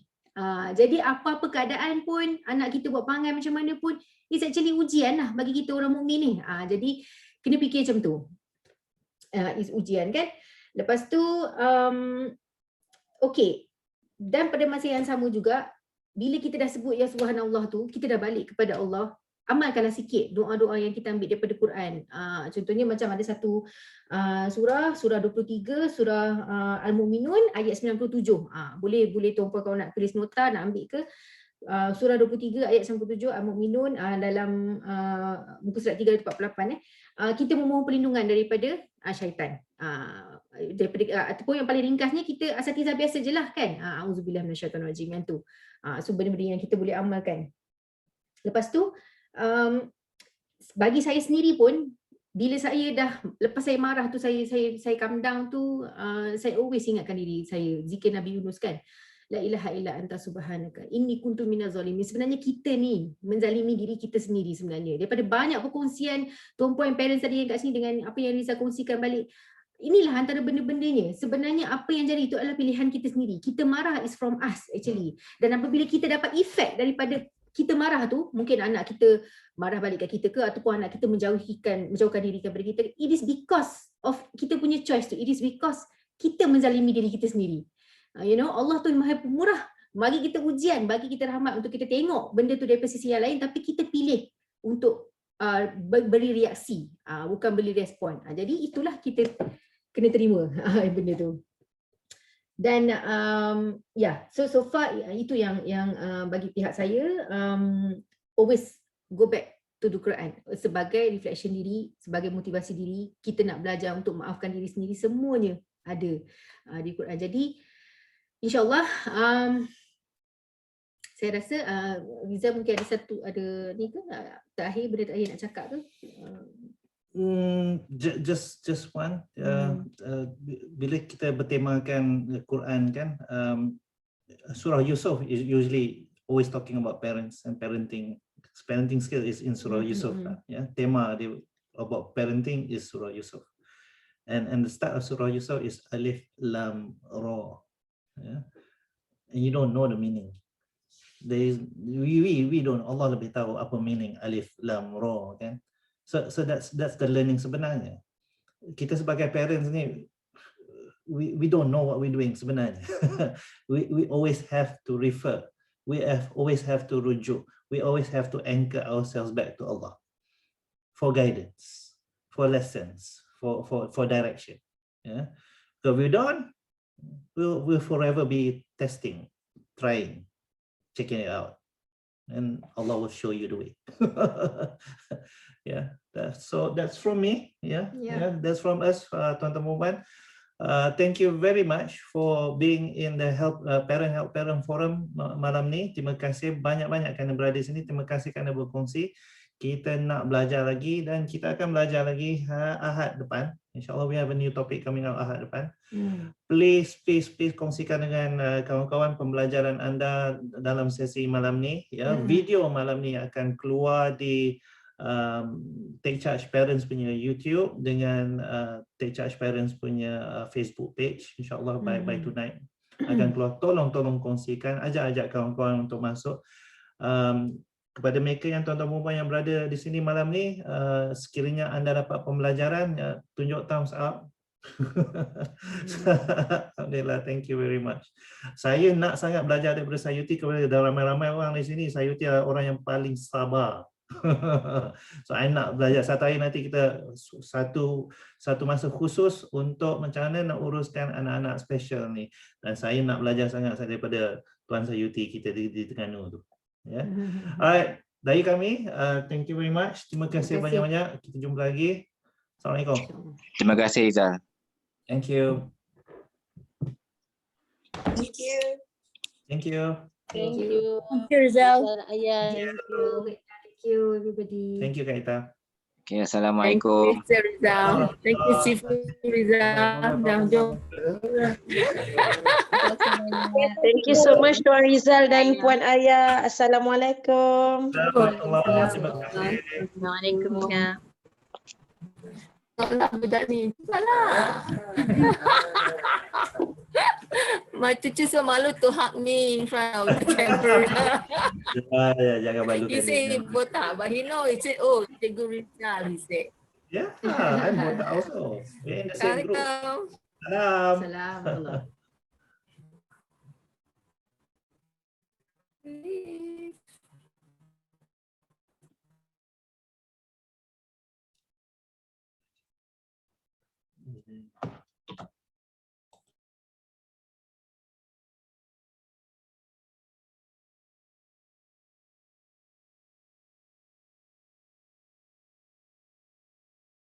I'm leaving now. Okay.